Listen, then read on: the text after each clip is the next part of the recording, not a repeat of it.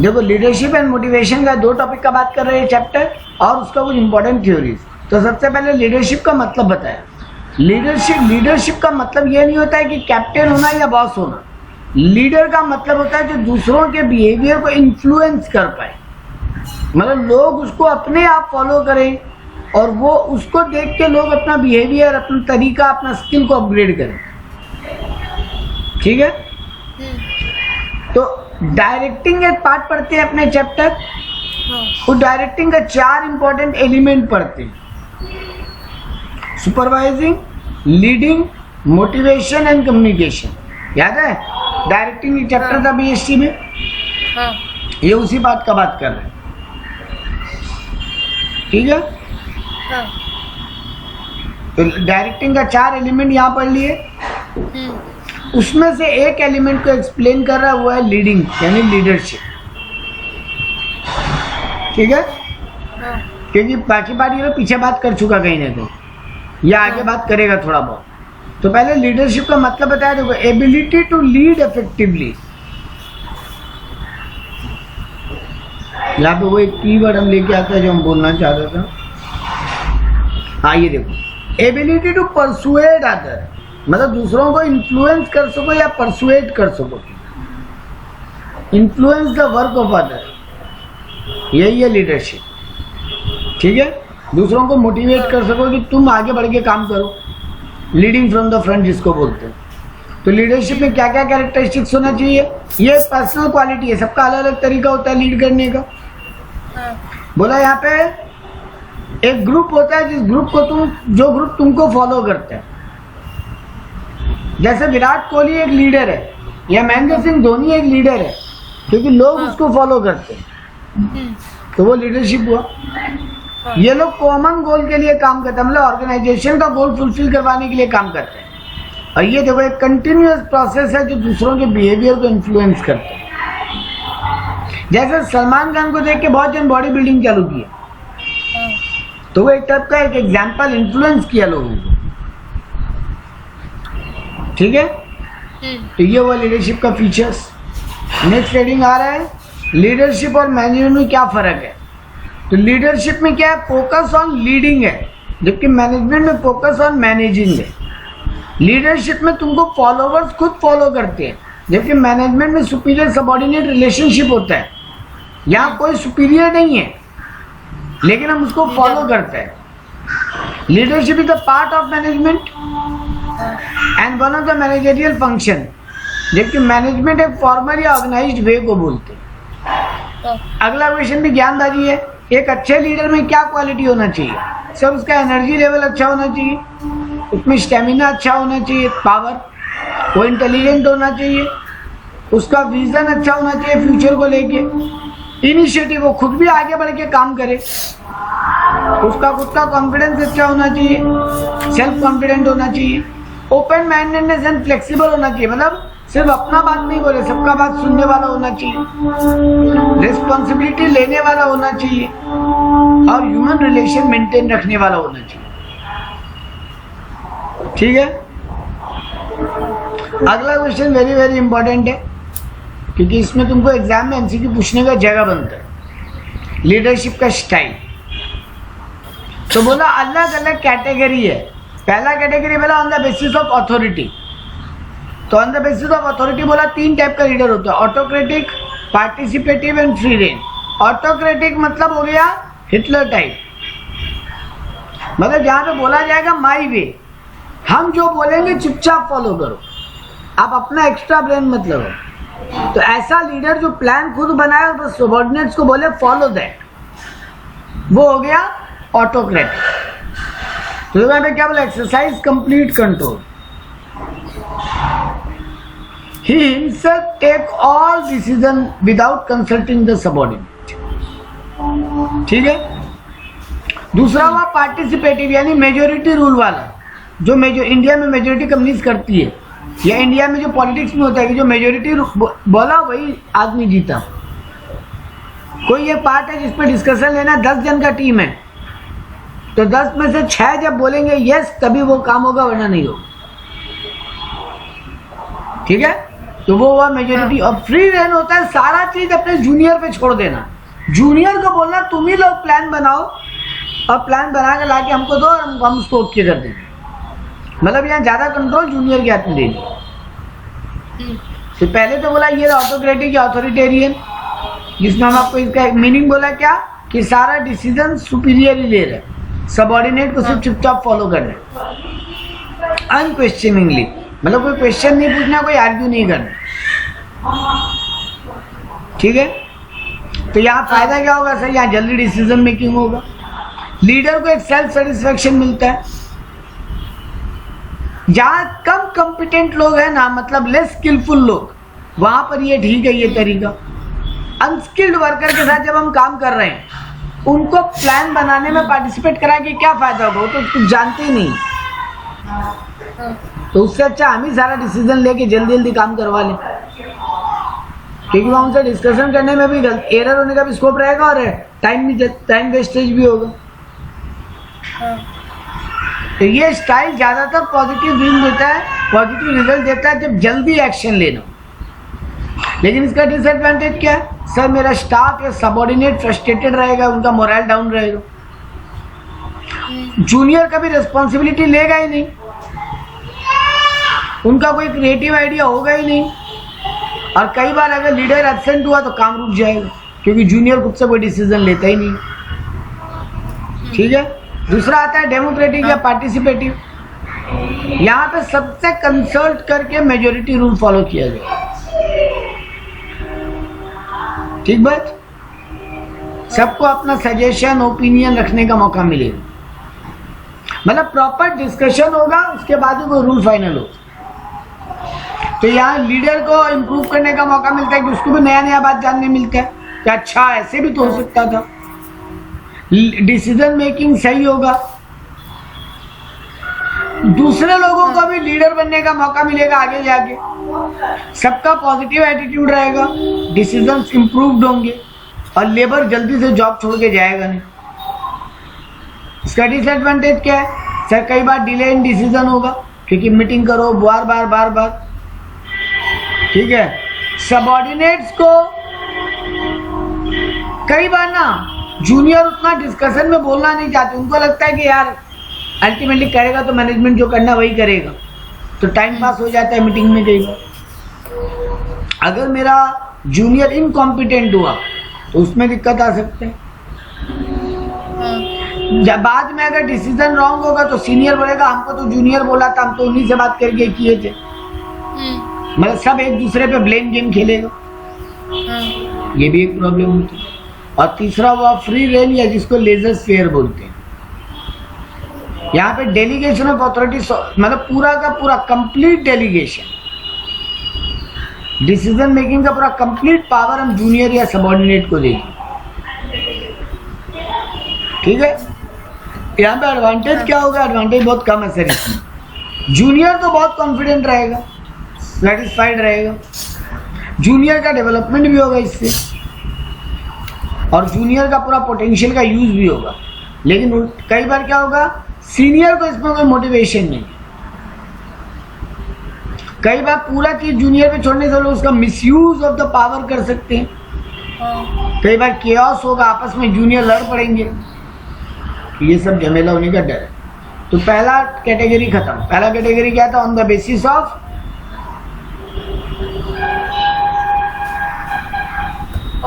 Authority. अब आता है leadership continue involving variety of style ranking from maximum to minimum use of power. क्या according to power अब बात करेंगे, फिर बात करेंगे managerial according to managerial grid, और लास्ट बात करेंगे according to system of management. तो 4 कैटेगरी में बात करना है। पहला कैटेगरी डन। दूसरे कैटेगरी पे आते हैं बेस्ड ऑन लीडरशिप कॉन्टिन्यूम। यहाँ पे ये टेनबॉम एंड सेगमेंट बोल के राइटर थे, वो लोग ये लीडरशिप का तरीका दिए थे। ये लोग क्या चीज को हाईलाइट किए? Range of possible leadership style. यहाँ पे बोला the left end of the range में क्या बोल रहा है? सारा चीज बॉस सेंटर, यानी एक्चुअली में सर ये लोग बात तो वही किया जो ऊपर करके, बस नाम बदल दिया। ऊपर ऑटोक्रेटिक, पार्टिसिपेटिव और लेजर फेयर था, यहाँ भी देखो भाई बोल रहा है लेफ्ट हैंड ग्रिड में क्या बात हो रहा है, बॉस सेंटर्ड सब कुछ। हाँ, वही राइट हैंड ग्रिड में हो रहा है सबऑर्डिनेट सेंटर्ड यानी free range. As we move from left extreme to the right extreme the degree of control goes down. हम पूरा लेफ्ट से राइट में जा रहे हैं, लेफ्ट में पूरा कंट्रोल किसके पास है, बॉस के पास। बॉस के पास। जो लेफ्ट से राइट धीरे धीरे जब हम मूव करेंगे तो मेरा डिग्री ऑफ कंट्रोल कम होता जाएगा और सबऑर्डिनेट के पास फ्रीडम ज्यादा होता जाएगा। हाँ। तो देखो यहाँ पे बोल रहा है managers make decision and announce it, ये हो गया autocratic leadership. Manager sells the decision, मतलब बॉस जो बोल दिया वही मानना पड़ेगा, ये पहला वाला स्टेप में बता रहा है पूरा जब लेफ्ट में रहेंगे।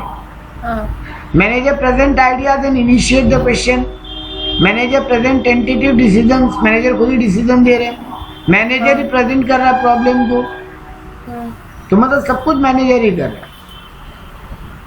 Manager permit subordinate to function, जो वो लिमिट दिया उसमें, मतलब सब कुछ मैनेजमेंट ही कर रहा, वो हो गया बॉस सेंटर। ठीक है, ये लोग बोला दो चीज हो गया, बॉस सेंटर या सबऑर्डिनेट सेंटर। इसके हिसाब से दो टाइप का लीडरशिप स्टाइल हो गया, बॉस सेंटर और सबऑर्डिनेट सेंटर। ये दो का बात की है बस, यानी ऊपर जो था तीन, यहाँ पे उनमें से पहला और आखिरी ले लिया और कुछ नहीं किया। ठीक है, अब लेकिन यहाँ एक काम का क्वेश्चन है, क्या बातों को ध्यान में रखना चाहिए हमको, ज्यादा बॉस सेंटर्ड कब होना चाहिए और कब ज्यादा सबऑर्डिनेट सेंटर्ड होना चाहिए। तो फॉलोइंग फैक्टर्स को ध्यान में रखना।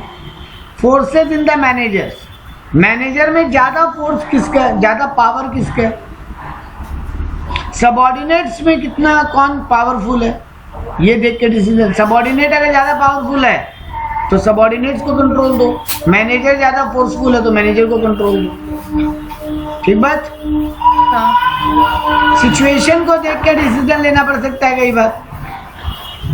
अगर अभी सिचुएशन ऐसा है कि बॉस ज्यादा मीटिंग बुला के डिसीजन ले नहीं पाएगा, उतना टाइम नहीं है, तो बोला जाएगा सबऑर्डिनेट को तुम अपने हिसाब से देखो डिसीजन लो जल्दी जल्दी। जैसे जब वॉर होता है, वॉर, तो जब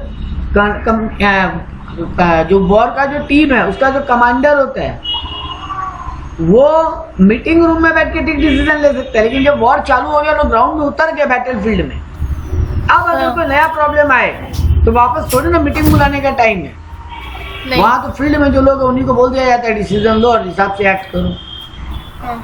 ठीक है, तीसरा कैटेगरी है मैनेजरियल ग्रिड। मैनेजरियल ग्रिड में देखो क्या किया, नीचे रखा है कंसर्न ऑफ प्रोडक्शन, यहां लिखा है कंसर्न ऑफ पीपल। मतलब ये दो चीज का बात कर रहा है, कंपनी को कभी कभी कंपनी के बारे में सोचना चाहिए और कभी कभी लोगों के बारे में। ठीक है, दोनों अगर लो हो, मतलब कंपनी लोगों के बारे में भी नहीं सोच रहा है, कंपनी के बारे में भी नहीं सोच रहा है, इस सिचुएशन को खराब सिचुएशन गिनेंगे। ये एक टाइप का ग्राफ पेपर पे ग्रिड बनाया है बेटा। दोनों अगर आई हो, नहीं एक चीज आई है यहाँ पे, पीपल पे ज्यादा कंसर्न लेकिन मैनेजमेंट पे कम कंसर्न, मतलब कंपनी के बारे में कम सोचा जा रहा है। एक सिचुएशन आ सकता है इधर आई, मतलब कंपनी के बारे में ज्यादा सोचना, प्रोडक्शन के बारे में ज्यादा ध्यान देना, लोगों के बारे में नहीं सोचना। और 9.9 बोल रहा है दोनों के बारे में आई। ठीक है, तो देखो चार सिचुएशन दिया, 1.1, 9.1, 1.9 और 9.9। अब इनका मीनिंग क्या है सर, तो ये देखो लिख दिया। स्टाइल 1.1 में क्या बोल रहा है, इम्प्रोवाइज्ड और the indifferent, low production low people, it is lazy approach. The leader manager shows low concern for both production and people. यहाँ मैनेजर न कंपनी का प्रोडक्शन बढ़ाने के बारे में सोच रहा है, न अपने लेबर के वेलफेयर के बारे में सोच रहा है। ये सबसे बुरा सिचुएशन है। ठीक है, यहाँ पे लीडर ने कोई काम ही नहीं करा, वो काम खाली लेबर को देके भाग जा रहा है। जबकि दूसरा स्टाइल को बोलते हैं कंट्री क्लब, यानी 19 में क्या हो रहा है, लो प्रोडक्टिविटी बट हाई पीपल, मतलब प्रोडक्शन के बारे में कम सोचना और लोगों का भलाई ज्यादा सोचना। स्टाफ का सिक्योरिटी और वो सब, भले ही प्रोडक्शन कम हो लेकिन मेरे लेबर को चोट नहीं पहुंचना चाहिए। ये वन साइडेड अप्रोच है जहाँ पे leader manager pay much attention to the security and comfort of the employee but has low concern for production. 9-1 हुआ डिक्टोरियल या पेरिश यानी हाई प्रोडक्शन लो पीपल, मतलब यहाँ पे भले ही एम्प्लॉय मरे लेकिन प्रोडक्शन पूरा होना चाहिए।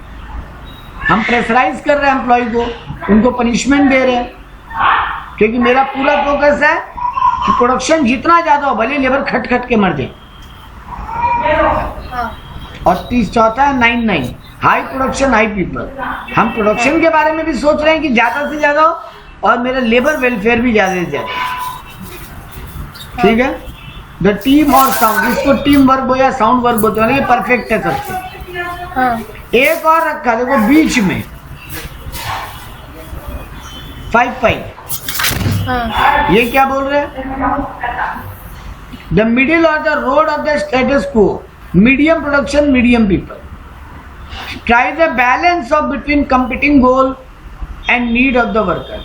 कंपनी का भी गोल पे ध्यान दे रहे हैं, मीडियम एवरेज कर दे रहे हैं दोनों को, थोड़ा ध्यान कंपनी में भी थोड़ा ध्यान लोगों में। ये सारा जो कंपनी लोग है 5.5 तो जाने ऐसे देखो 5.5 या 9.9 ये दो सबसे बेस्ट सिचुएशन है। 9.9 मुश्किल है क्योंकि वर्कर को भी आराम मिले और प्रोडक्शन भी ज्यादा से ज्यादा हो, ये थोड़ा पॉसिबल नहीं है, बट कर पाओ तो बहुत बेस्ट है। लेकिन 5.5 मैक्सिमम कंपनी फॉलो करती है। ये 1.9 और 9.1 सीख नहीं है क्योंकि 1.1 तो पूरा ही बुरा है। 1.1 में तो किसी का फायदा नहीं हो रहा। 1.9 में कंपनी का कभी बेनिफिट नहीं होगा, तो धीरे धीरे बिजनेस बंद होने का खतरा हो जाएगा। जबकि 9.1 में लेबर के छोड़ के भाग जाने का खतरा होगा। तो ये पहला तीनों ही थोड़ा एलिजिबल। 9.9 पॉसिबल नहीं है बट बेस्ट वही है, और 5.5 पॉसिबल भी है और अच्छा भी। चौथा और आखिरी टेक्निक आता है Likert system of management. Rensis Likert बोल के एक राइटर था, वो बोल के गया, यहाँ पे एक लाइन है, रुको। ये भी ना, ये 4 सिस्टम ऑफ जो कॉन्टेनियम था ना ऊपर, उसी के जैसा कुछ बनाया।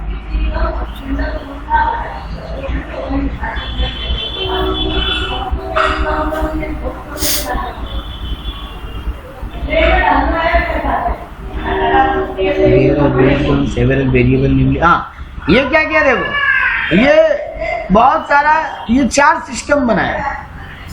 पहला बोला एक्सप्लोरेटिव ऑटोक्रेटिक, बहुत ज्यादा ही ऑटोक्रेटिक, मतलब पूरा ही एकदम बस सब कुछ हम ही हम है।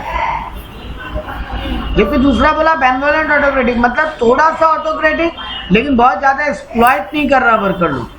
यहाँ तो पूरा वर्कर लोग को एक्सप्लॉइट कर ले रहा सिस्टम 1 में, तो वर्कर को एकदम निचोड़ लो। तो तुम इसको एक तरीके से बोल सकते हो, ये सर 1.9 है, ये 1.9 नहीं, ये क्या है? हाई प्रोडक्शन लो पीपल, हाँ 9.1। ये पूरा 9.1 जैसे, इसलिए तो बोला ये ऊपर से कॉपी करता हुआ है। दूसरा में बोला बेनेवोलेंट ऑटोक्रेटिक, नॉट एक्सप्लॉइटिव लेकिन ऑटोक्रेटिक तो है। तीसरा बोला कंसल्टेटिव, मतलब उनसे भी बातचीत करेगा। और चौथा में बोला डेमोक्रेटिक, यानी मेजोरिटी रूल फॉलो कर। ठीक है, अब एक ज्ञान दिया है यहाँ पे कि लीडरशिप में किन बातों पे डिपेंड करता है। लीडरशिप खुद लीडर पे भी डिपेंड करता है कि वो कितना अच्छा है।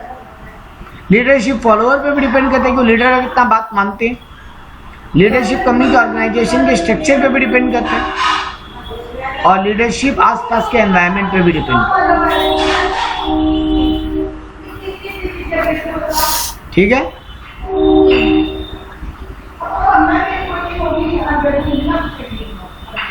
यहाँ पे एक सर्वेंट लीडरशिप का भी कंसेप्ट दिया स्वामी विवेकानंद द्वारा। वो क्या बोले कि लीडर जो है ना, उसको बहुत ज्यादा, एक मिनट, यहाँ पे सर्वेंट लीडरशिप में क्या बोला है, ये एक टाइमलेस कंसेप्ट है, ये स्वामी विवेकानंद द्वारा दिया गया। वो बोल रहे हैं the leader servant is servant leader is a servant first, मतलब लीडर अपने आप को पहले बॉस नहीं माने, वो बॉस सेकेंडरी है, वो अपने आप को पहले सर्वेंट माने, मतलब वो सर्व करने में बिलीव करे, लीड करने में नहीं।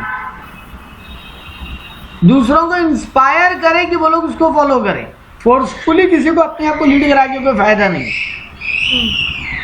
ठीक है ना? हाँ। तो यहाँ पे क्या बोला, ये इसका उल्टा कंसेप्ट है। लोग अपने आप को पहले नेता मानते हैं, बाद में लोगों का काम करने वाला, बट ये बोल रहा उल्टा होना चाहिए। सर्वेंट लीडर का, हाँ, तुम अपने आप को काम करवाने में बिलीव करो, खुद काम करेंगे, सर्व करेंगे लोगों को। ठीक है ना? तो सर्वेंट लीडरशिप का क्या प्रिंसिपल है कि दूसरों को एनकरेज करें, थोड़ा ट्रस्ट बिलीव करवाए लोगों में, अनसेल्फिश रहें और दूसरों को भी लीडर बनने का मौका दें, उनको भी फॉस्टर करें, उनको भी लीडर बनने के लिए आगे मौका दें। यही ज्ञान यहाँ पे दिया।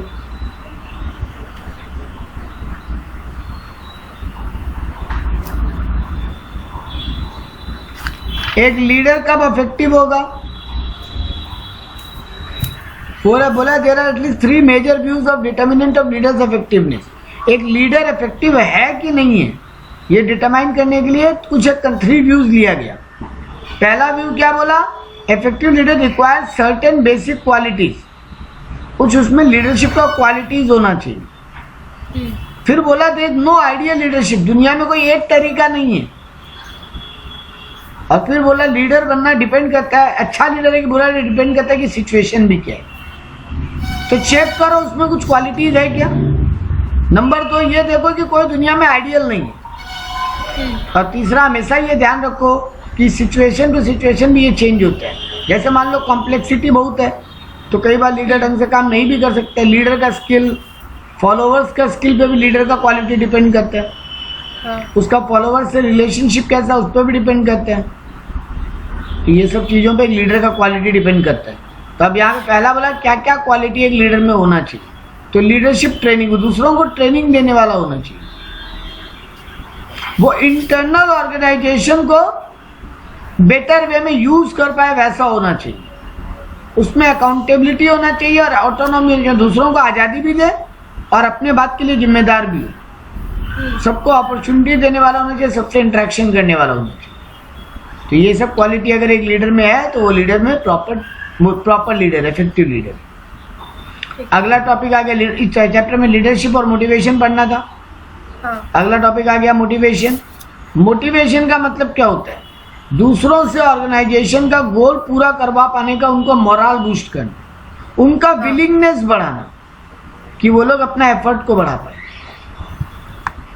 पॉजिटिवली वो चीज़ों को ले पाए। ठीक है? तो मोटिवेशन का फीचर्स बोला यहाँ पे। मोटिवेशन का फीचर्स में क्या बोला? मोटिवेशन एक साइकोलॉजिकल कंसेप्ट है, मतलब सबका अपना अपना तरीका होता है मोटिवेट करने का। मोटिवेटिव कोई पीस मील नहीं है, मतलब एक तरीका हो गया सब वही फॉलो करें, ये पॉसिबल नहीं है। ठीक है?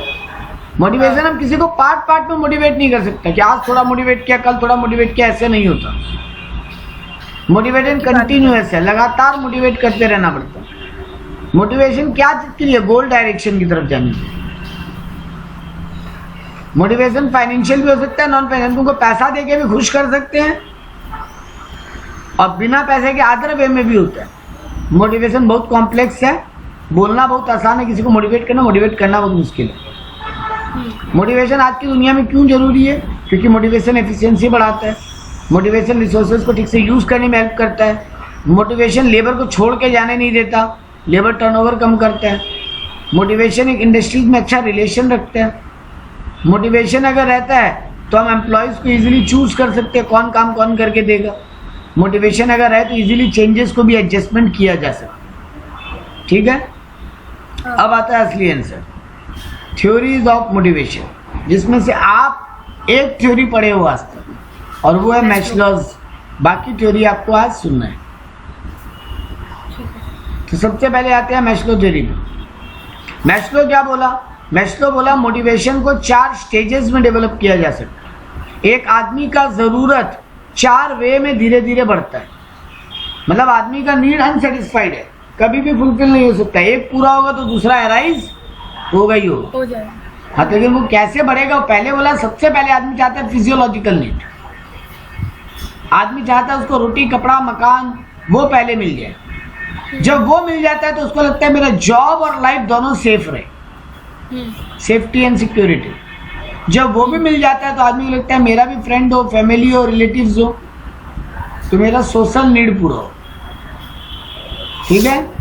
हाँ। उसके बाद बोला स्टीम नीड या प्राइड, मेरा भी समाज में इज्जत हो, मेरे को भी कंपनी पहचाने, मेरे को भी अचीवमेंट्स मिले, मेरे को भी लोग रिकॉग्नाइज करे, मेरा भी स्टेटस हो, रेपुटेशन हो। वो सब पूरा जब हो जाता है तो आदमी को लगता है सेल्फ एक्चुअलाइजेशन, खुद का कोई पर्सनल गोल होता है वो अचीव करने का लाइफ में रहता है सब। तो ऐसे एक आदमी का नीड बढ़ता चला जाता है। ठीक है। हाँ। तो यही बात यहाँ पे समझाया।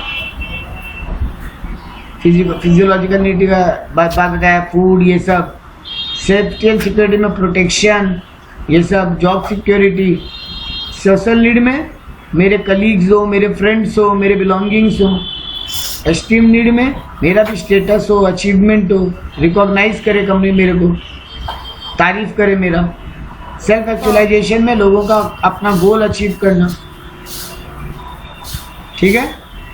हाँ। इसमें इतना ही पढ़ने का दरकार है। अब आ जाओ सेकंड मॉडल के ऊपर, हेज़बर्ग मॉडल।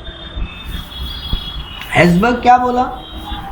वो बोला आदमी को, एक मिनट यहाँ पे एक वर्ड है वो ढूंढते हैं। हाँ, person were asked to relate element of their job which made them happy और अनहैप्पी। मतलब लोगों को ये हेज़बर्ग क्या बोला कि आप एक लिस्ट बनाओ, आपके काम में आपको क्या चीज खुशी देता है और क्या चीज आपको डिससेटिस्फाई या अनहैप्पी करता है। ठीक है। तो according to maintenance of hygiene factor are necessary to maintain a reason and level of satisfaction. अगर एम्प्लॉय खुश नहीं होगा तो फिर वो सेटिस्फाई नहीं होगा और वो कंपनी का काम भी पूरा नहीं कर पाएगा।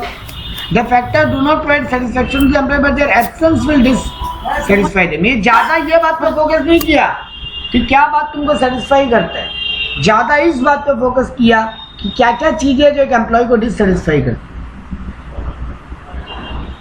ठीक है। हाँ। तो ये फॉलोइंग टेबल दिया, बोला दो वे में हम डिससेटिस्फेक्शन फैक्टर को हम दो कैटेगरी में डिवाइड कर रहे हैं। एक है मेंटेनेंस फैक्टर, एक है मोटिवेटिंग फैक्टर।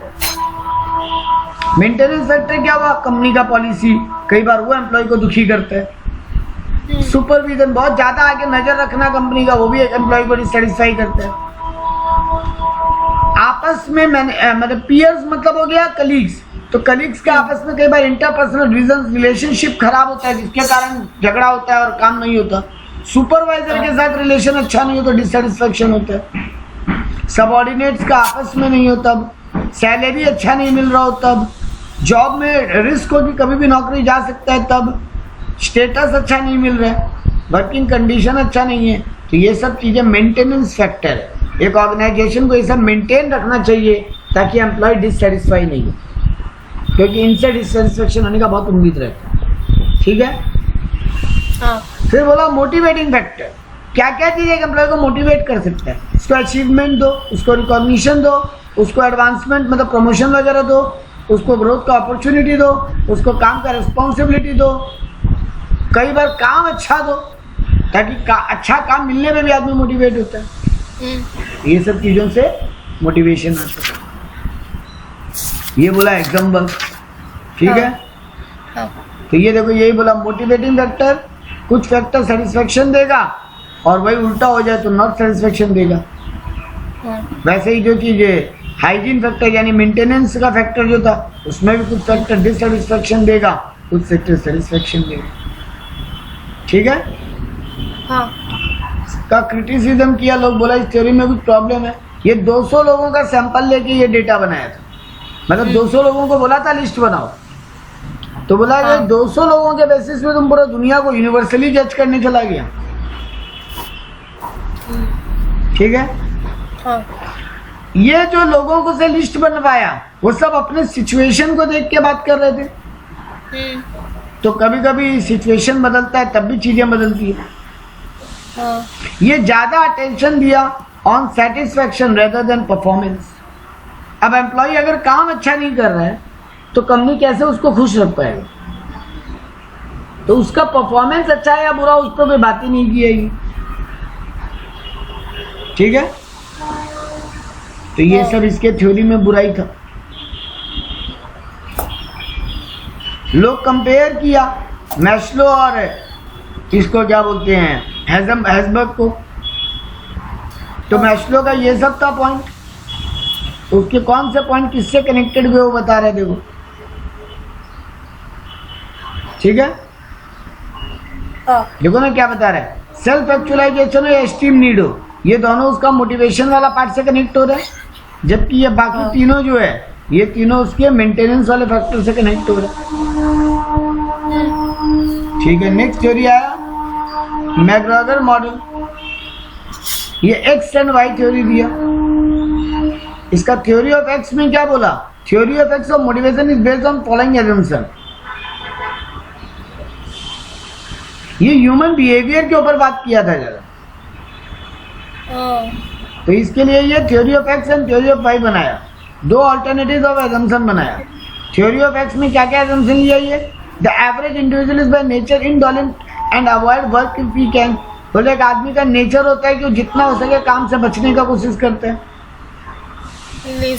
लेजी होता है। एवरेज पर्सन लैक एम्बिशन, एक एवरेज आदमी एम्बिशन नहीं होता उसके अंदर, वो रिस्पॉन्सिबिलिटी पसंद नहीं करता।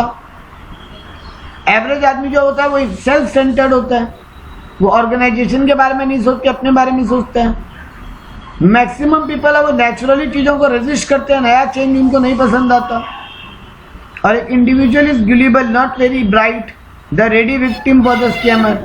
कई बार एक इंडिविजुअल होता है वो बहुत ज़्यादा खुल के काम नहीं करता, उसको लगता है कि मेरा जितना काम हम कर लिए। तो ये सब एजम्पशंस का थ्योरी ऑफ एक्स में लिखा हुआ। इन एजम्पशंस के हिसाब से वो एक कन्वेंशनल व्यू बनाया मैनेजमेंट के बारे में। बोला management is responsible for organizing the element of productive enterprise. Management को रिस्पॉन्सिबल होना पड़ेगा कि मनी, मटेरियल, इक्विपमेंट ये सब ठीक से अरेंज करके दे एम्प्लॉय को। Management involve directing the effort. Management को मतलब ये थ्योरी ऑफ एक्स के हिसाब से क्या बोला कि मैनेजमेंट का ज़्यादा जिम्मेदारी होगा चीज़ों को अरेंज करने में, एफर्ट्स को डायरेक्ट करने में। मैनेजमेंट को टाइम टू टाइम इंटरफेयर करना पड़ेगा, जो लोग पेसिमिस्टिक है उनको ऑप्टिमिस्टिक बनाने में। ठीक है, तो यानी ये बोला थ्योरी ऑफ एक्स में ये बताया कि एक एवरेज आदमी में क्या क्या प्रॉब्लम होता है और मैनेजमेंट इससे कैसे डील करे। ठीक है, थ्योरी ऑफ वाई में क्या बोला, theory of Y based on faulty conception of human nature. अब उल्टा बताया थ्योरी ऑफ वाई में, ये क्या बताया, management is responsible for ongoing the element of productive enterprise in the interest of. क्या बोलना चाहिए तुम क्या।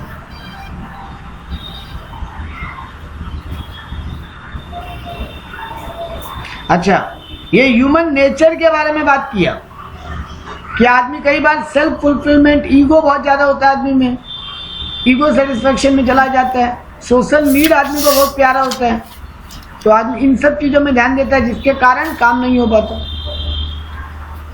तो थ्योरी ऑफ वाई में एक्स में वो क्या बोला था, थ्योरी ऑफ एक्स में वो सर्टेन एजम्पशन लिया कि एक एवरेज आदमी कैसा होता है, जबकि थ्योरी ऑफ वाई में वो ये बोला कि आदमी का ह्यूमन नेचर कैसा होता है।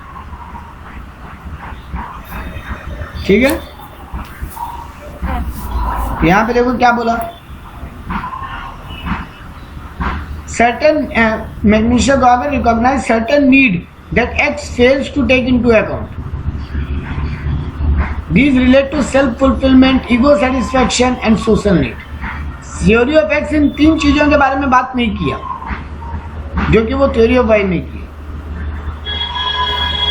मिस्टर जॉर्जेस सजेस्ट किया कि मैनेजमेंट को क्या करना चाहिए कि आदमी का ये तीन जरूरत पूरा हो सके, सेल्फ फुलफिलमेंट, ईगो सेटिस्फेक्शन और सोशल नीड।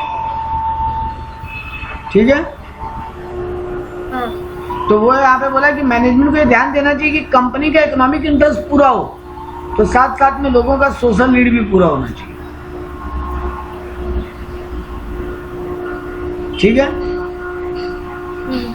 वो ये बोला लोग ऊपर जब बोला थ्योरी ऑफ एक्स में कि लोग जनरली ना बहुत पैसिव नेचर के होते हैं, बट यहाँ बोला नहीं, कई बार लोग पैसिव नेचर के नहीं होते हैं, दे बिकम, और वो कई बार ऑर्गेनाइजेशन नीड को ध्यान देते हैं, तो कंपनी को ही अपने एक्सपीरियंस से समझना पड़ेगा कि कौन पैसिव है और कौन पैसिव नहीं है। कंपनी को अपने स्टाफ को मोटिवेट करना पड़ेगा। The essential task of arrange organization का कंडीशन अच्छा रखना, वर्किंग एनवायरनमेंट अच्छा रखना पड़ेगा। ठीक है, तो अब अगर शॉर्ट में याद करने के लिए बोले एमसीक्यू के लिए, तो आपको एमसीक्यू में ये याद रखना है कि मैकग्रेगर जो बोला थ्योरी ऑफ एक्स में कि एक एवरेज आदमी में क्या क्या फॉल्टी कैरेक्टर होता है, और थ्योरी ऑफ वाई में बोला ह्यूमन नेचर में 3 चीज होता है, सेल्फ फुलफिलमेंट, ईगो सेटिस्फेक्शन और सोशल नीड। तो मैनेजमेंट को वो पूरा करने पे ध्यान देना चाहिए। ये 2 मेन बात बोला। थ्योरी ऑफ एक्स में क्या बोला, आदमी एक एवरेज आदमी में फॉल्टी क्या होता है, और दूसरा में बोला एक ह्यूमन बिहेवियर या ह्यूमन नेचर कैसे होता है। देखो यहाँ पे बोला है comparison between theory of X and theory of Y. यहाँ पे वो बता रहा है लोगों का मेनली डिसलाइक्स क्या होता है। ठीक है, वो बता रहा है कि लोग अनएम्बिशियस होते हैं। एवरेज आदमी कैसा होता है वो बता रहा है। एवरेज आदमी कई चीजों को डिसलाइक करेगा, एवरेज आदमी में कोई एम्बिशन नहीं होगा, एवरेज आदमी रिस्पॉन्सिबिलिटी को अवॉइड करेगा, वो ज़्यादा क्रिएटिव नहीं होगा, वो चेंज एडजस्ट नहीं करेगा, वो ज़्यादातर लोअर लेवल पे सेटिस्फेक्शन अपना फिजियोलॉजिकल और सेफ्टी नीड पूरा चाहेगा, बस उसको उतना ही जिंदगी में बहुत है। जबकि थ्योरी ऑफ वाई में बोला लोगों का नेचुरल वे क्या होता है, कि लोग क्या पसंद करते हैं। लोगों को चाहिए कि उनका सोशल नीड पूरा हो, लोगों को चाहिए कि उनका ईगो सेटिस्फाई हो, मतलब लोग चाहते क्या है। थ्योरी ऑफ एक्स में बोला लोग क्या नहीं चाहते, और थ्योरी ऑफ वाई में बताया लोग क्या चाहते, ह्यूमन नेचर। ठीक है, बस इतना ही पॉइंट रखोगे दिमाग में, बहुत और पूरा थ्योरी पढ़ने की जरूरत नहीं पड़ेगी। एक राइटर का दिया दिया एल्डरफर्स ERG, existence, relatedness and growth theory. इसका थ्योरी का नाम याद कर लो, ERG थ्योरी है इसका, एग्जिस्टेंस, रिलेटेडनेस एंड ग्रोथ। इतनी चीज का बात किया। इसके अलावा यहाँ पे और कुछ याद रखने लायक बात आई थी।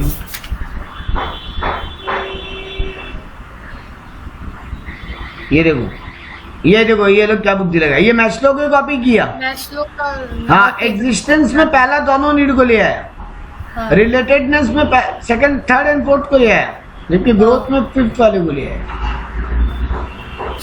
एस्टीम नीड्स ग्रोथ में नहीं है,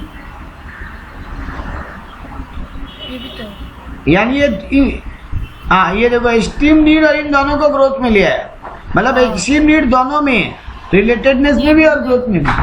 हाँ।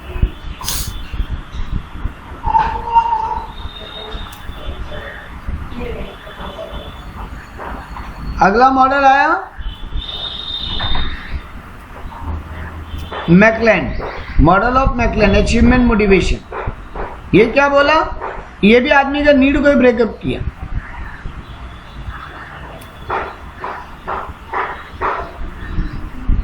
ये बोला आदमी क्या चाहता है, आदमी चाहता है अचीवमेंट, आदमी चाहता है पावर, और आदमी चाहता है एफिलिएशन, मतलब पहचान। ठीक है, ये बोला आदमी 3 चीज चाहता है जिंदगी में, अचीवमेंट्स, दूसरा में उसको हाथ में ताकत चाहिए, पावर, और लोग पहचाने उसको।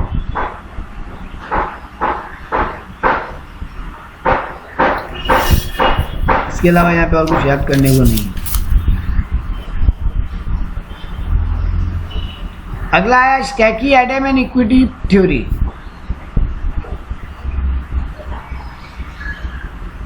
ये बोलना चाह रहे हैं,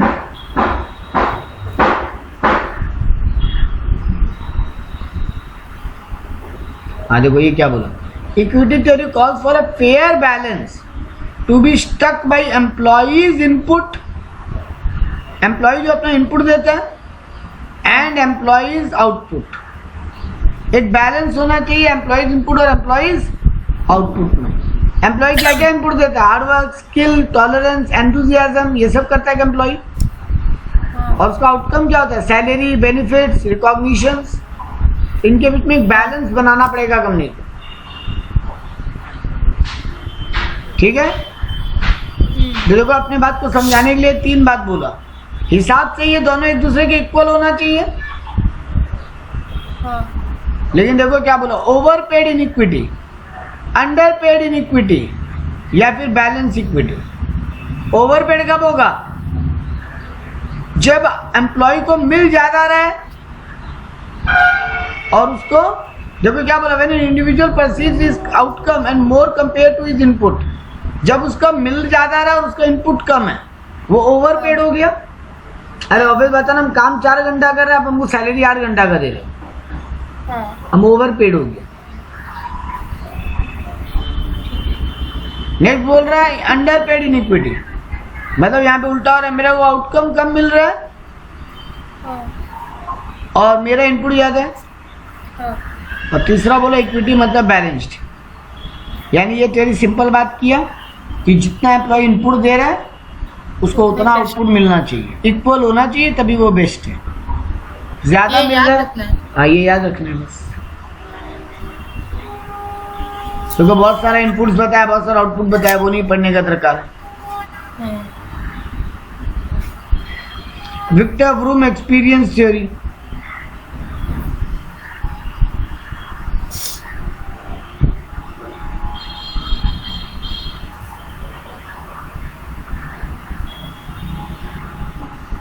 एक मिनट।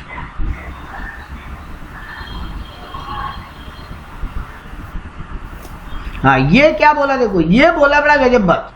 ये बोला एक एम्प्लॉय का मोटिवेशन जो है ना,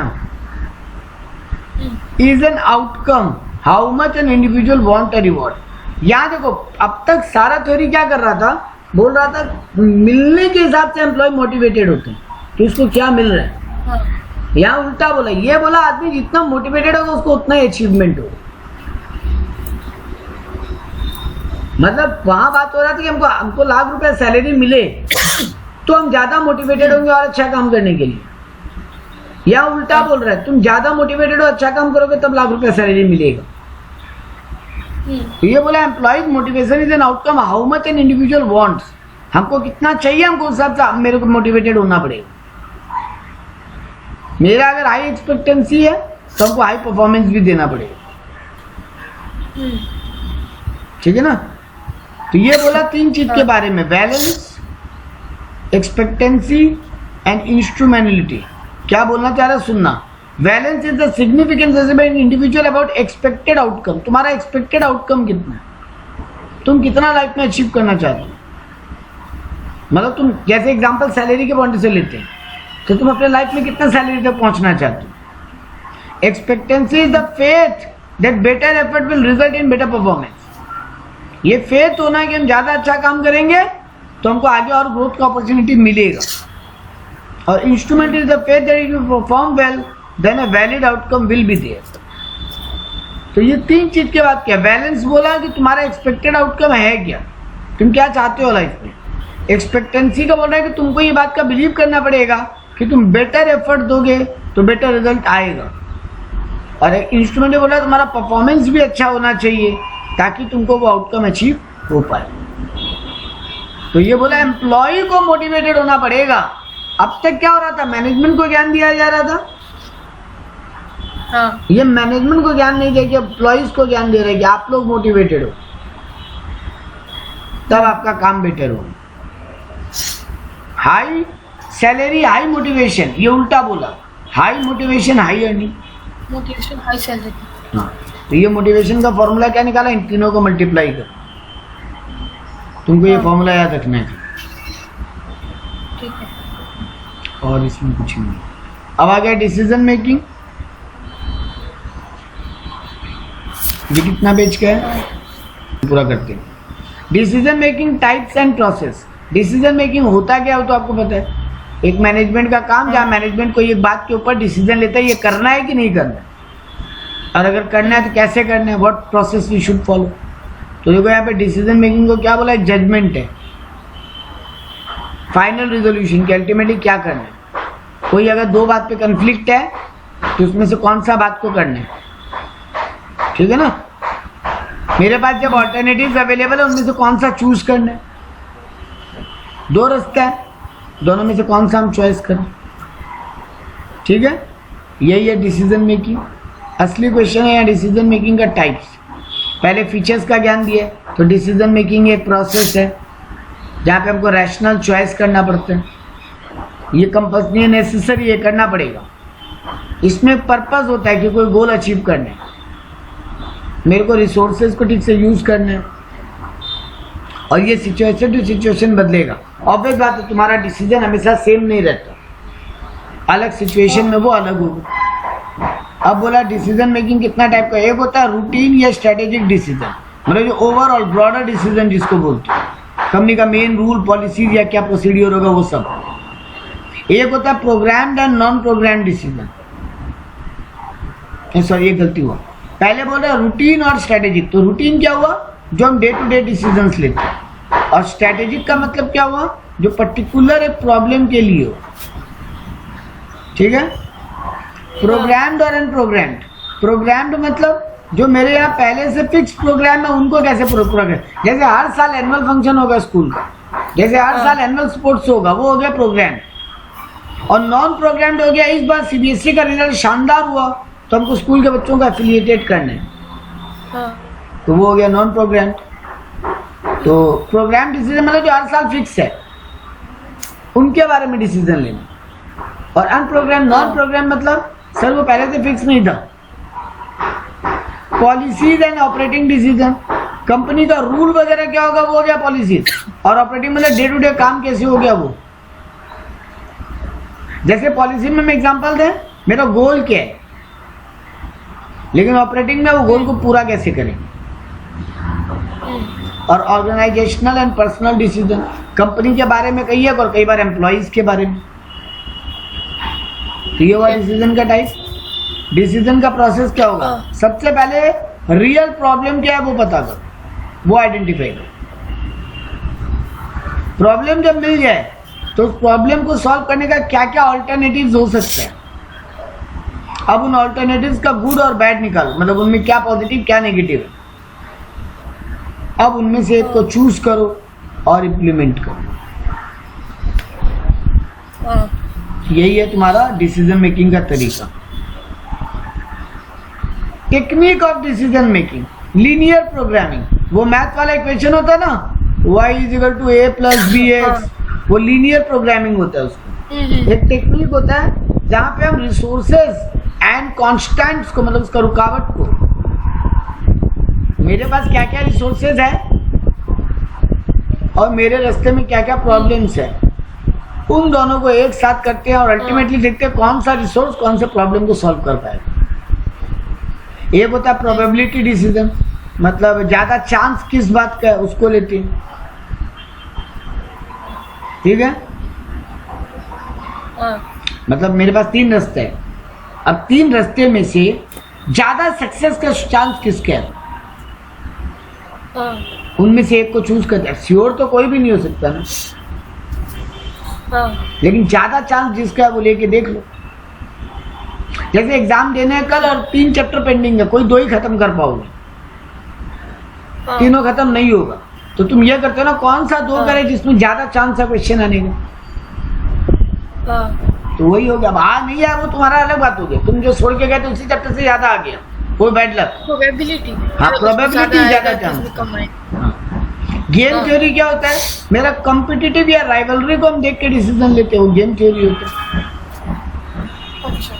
क्यूइंग थ्योरी क्या होता है, design to find solution waiting the line problem for personal equipment और सर्विस। हम प्रॉब्लम्स को एक लाइन अप करते हैं, ये पहला प्रॉब्लम, ये दूसरा, ये तीसरा, ये चौथा, अब उस हिसाब से एक एक को सॉल्व करते हैं। सिमुलेशन टेक्निक क्या होता है, several alternative conditions in artificial setting, हम अलग अलग कंडीशंस को एक सॉफ्टवेयर में डालते हैं और वो सॉफ्टवेयर हमको सजेस्ट करता है। नेटवर्क टेक्निक होता है क्रिटिकल पाथ, एक काम को करने का 4 रास्ता है, तो उनमें से कौन सा इजी वाला पड़ेगा, कौन सा इजी पड़ेगा, जल्दी हो पाएगा, हाँ, इसको क्रिटिकल CPM या PERT भी बोलते हैं। आज की दुनिया में मॉडर्न टेक्निक क्या है, क्रिएटिव टेक्निक्स बोलते हैं, मतलब नया नया टाइप का सॉल्यूशन ढूंढ के लाना। पार्टिसिपेटिव टेक्निक, सबसे पूछ लो, मैनेजमेंट का मीटिंग बुला लो और सबसे पूछ लो, डेमोक्रेसी की तरह। हाँ, एक होता है heuristic technique, trial and error, try करते रहो जो लग जाए, ठीक है। हाँ, ये नाम ही याद करने हैं बेटा, और कुछ नहीं। और guidelines for effective decision making, एक अच्छा डिसीजन मेकिंग में क्या होगा, सब चीज डिसेंट्रलाइज होना चाहिए, एप्रोप्रिएट होना चाहिए डिसीजंस, वर्कलोड को मतलब ठीक से बांटो, कोऑर्डिनेशन अच्छा होना चाहिए, एक्सपर्ट का एडवाइस लेना चाहिए, आपस में टाइमली कम्युनिकेट और फॉर्मुलेशन करना चाहिए, डिसीजन सपोर्ट, DSS बोल के एक सॉफ्टवेयर आता है, उसमें क्या होता है ना, तुम अपना प्रॉब्लम्स को पुटअप कर दो और वो तुमको अल्टरनेटिव्स बता देते हैं कि ये कर, जैसे तुम्हारा गूगल में, हाँ, तो वैसे वो भी तरीका फॉलो कर सकते। ये था, खत्म, पूरा सब्जेक्ट।